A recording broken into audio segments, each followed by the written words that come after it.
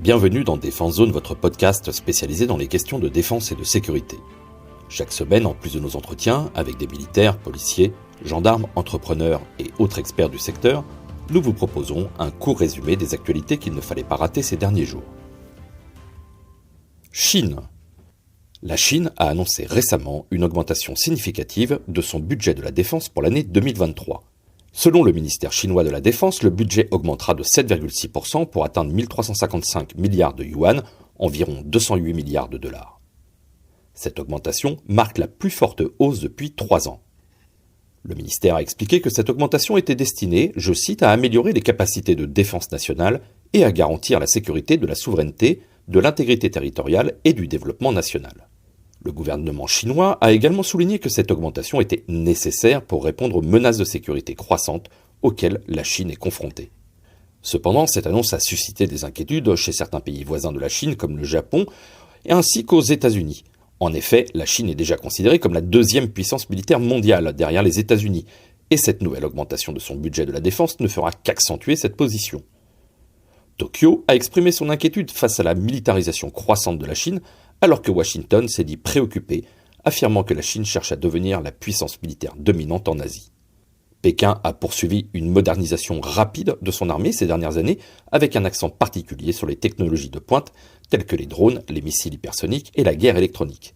Certains experts estiment que cette modernisation est destinée à renforcer la capacité de la Chine à projeter sa puissance militaire dans la région et au-delà.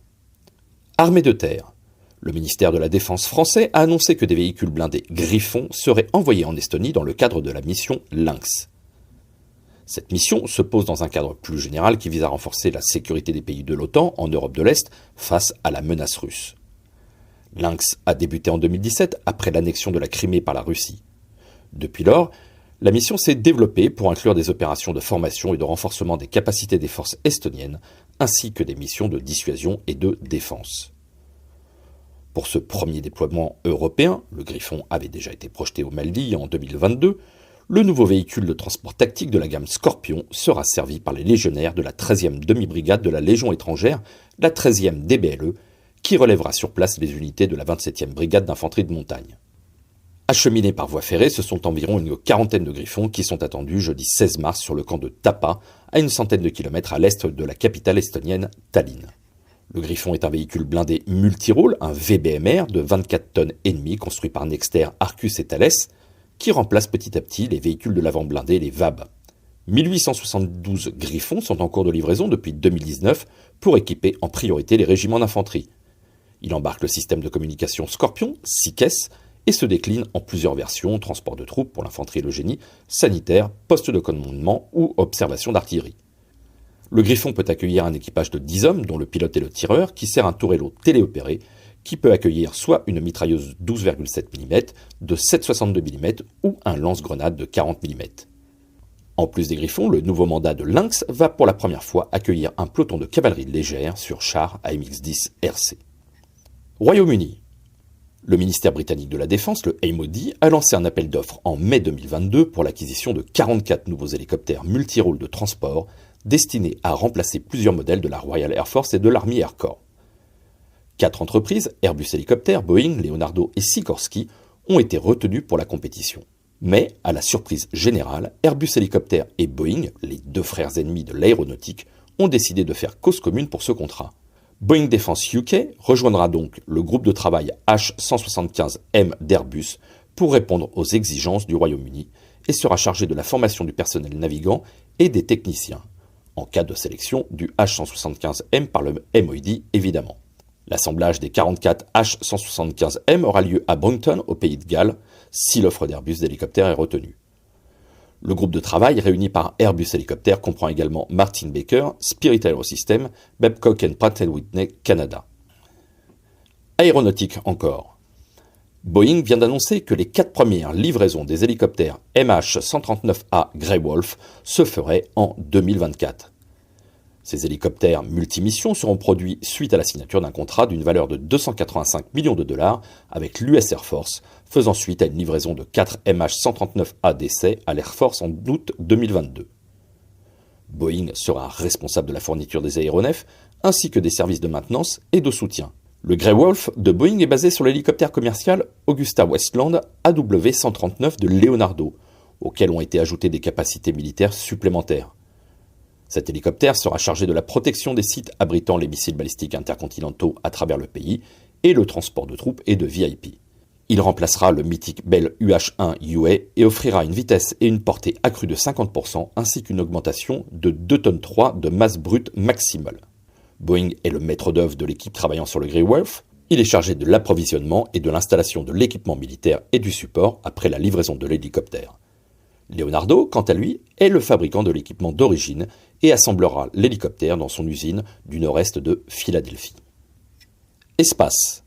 Jeudi 9 mars, le service d'infrastructure de la défense, le SID, a annoncé le lancement de la construction des nouveaux bâtiments du commandement de l'espace, le CDE, à Toulouse. Ce contrat, attribué à Bouygues Bâtiments Centre-Sud-Ouest, marque une étape importante dans le développement du CDE, dont la mise en service est prévue pour septembre 2025. Le chantier, d'un coût de 80 millions d'euros, sera supervisé par le SID et accueillera 500 personnes dans un bâtiment de 11 000 m². Un second bâtiment de 2 000 m² sera construit à proximité immédiate pour le Centre d'excellence de l'OTAN, le COE, pour le domaine spatial. Le projet est conçu en tenant compte des exigences de résilience, de continuité de service et de développement durable. Il privilégie l'utilisation de matériaux biosourcés, d'une architecture bioclimatique, des énergies renouvelables et la mobilité douce. L'objectif de ce nouvel espace est de permettre aux unités du CDE de mener des opérations spatiales militaires à travers 4 fonctions principales: le soutien aux capacités spatiales, l'appui spatial aux opérations interarmées, la connaissance de la situation spatiale et l'action dans l'espace. JO 2024. Face au casse-tête sécuritaire pour les Jeux Olympiques et Paralympiques de 2024, le gouvernement français envisage toutes les solutions pour assurer un nombre suffisamment conséquent d'agents de sécurité privés. Première annonce, la ministre des Sports, Amélie Oudéa-Castéra, n'exclut pas d'aller chercher des agents dans d'autres pays francophones. En effet, les pouvoirs publics ont identifié une pénurie de personnel dans le secteur de la sécurité privée en France qui pourrait rendre difficile la mobilisation de 22 000 agents quotidiennement pendant la durée des Jeux. Mais au cours d'un débat au Sénat, le ministre de l'Intérieur, Gérald Darmanin, a exprimé sa confiance dans la capacité de la France à relever ce défi de sécurité. Pour cela, le gouvernement cherche à convaincre les anciens agents de sécurité de revenir dans le secteur, allant même jusqu'à développer une enveloppe de 13 millions d'euros pour la mise à niveau des compétences de ces anciens agents.